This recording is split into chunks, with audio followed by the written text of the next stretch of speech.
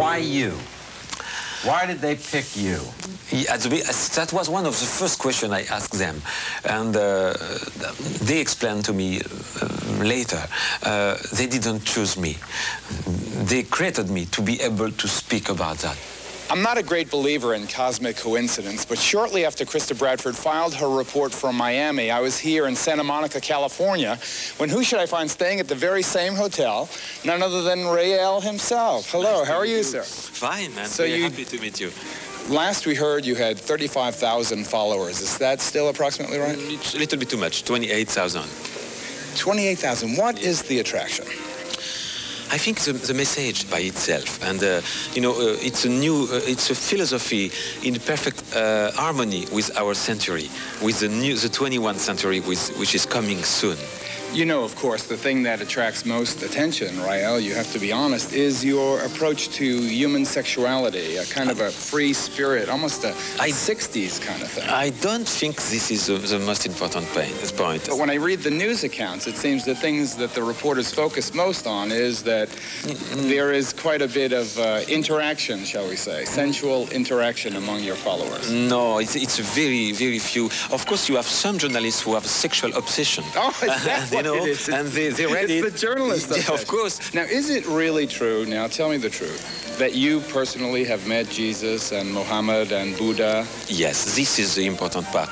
These people... But you've seen them with your own eyes? Of course, and I was speaking to them like I speak to you now. And we will build this embassy, and they will come back to the earth. How tall was Jesus? Oh, smaller than you.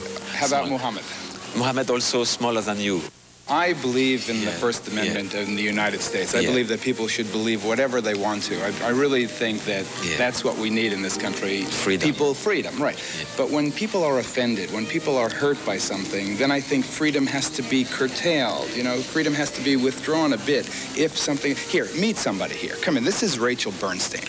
Yeah. Rachel Bernstein is a cult expert for something called the Jewish Federation. Now, Rachel, why don't you explain to Rael why this is offensive?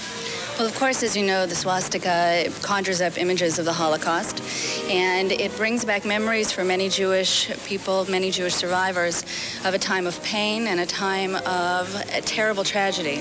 And that's something we can't separate from the symbol. This symbol, you can find it in the Tibetan Book of Dead, and it's a symbol of peace, of freedom, and a cycle in time. 50 years ago, you know. Yeah, I know. And 50 years ago is the modern era. A symbol with the Jewish star, with the swastika in the middle, would be similar to going in front of a church and having a cross with the skull and crossbones in the middle. Yes, but you know, this is, we have to understand it's a peaceful symbol, and we have our movement in Israel, and we will build an embassy in Israel, and we support Israel. So I think there is nothing wrong with it.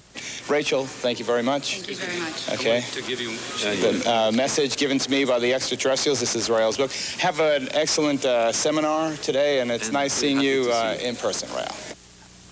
I have to confess that I sort of like the guy personally. He has a very gentle nature. It's just too bad that he doesn't realize, or maybe just refuses to acknowledge the pain that he's causing so many people.